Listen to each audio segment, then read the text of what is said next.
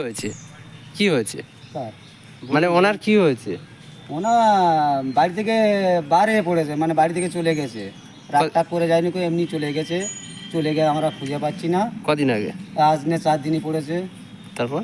তারপরে 4 দিনের মাথায় আজকের এক জায়গায় পাওয়া গেল। তা একজন ডুমুর পাড়তে গিয়ে দেখলো ডুমুরের গাছের গোড়ায় পড়ে রয়েছে। সেটা কোথায়? ওই আমাদের নারায়ণপুরি। আচ্ছা, তারপর? তারপর ওখান থেকে প্রশাসনের খবর করে প্রশাসনে একটু তুলে আনলো। কে হয় আপনার? আমার দাদা হয়। কি করেন উনি? উনি একটা দোকান দেয়, মশলা মুড়ির দোকান, মুড়ি ব্যবসায়ী? মুড়ির ব্যবসায়।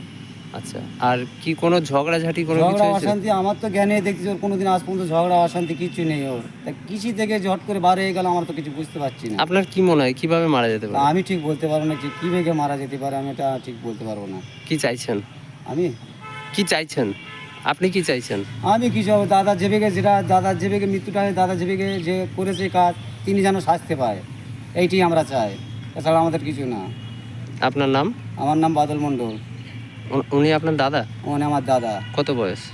আর দাদা দাদা মানে আমাদের জ্যাঠ, তো মানে আমার আমার বাবারা 4-5ই ভাই। আমার বাবারা 4-5 ভাই। এটা আমার বড় জ্যাঠার ছেলে। বড় জ্যাঠার ছেলে? ছেলে নাম এটা কি ওনার? এনার নাম কালীপদ কালীপদ মণ্ডল। মণ্ডল। বয়স? বয়স কত 50-60 মতন এরা হবে, 50-55 মতন এরমই হয়তো হবে। আর আপনার নাম? আমার নাম বাদল মণ্ডল। আপনার দাদা হয়? আমার দাদা হয়।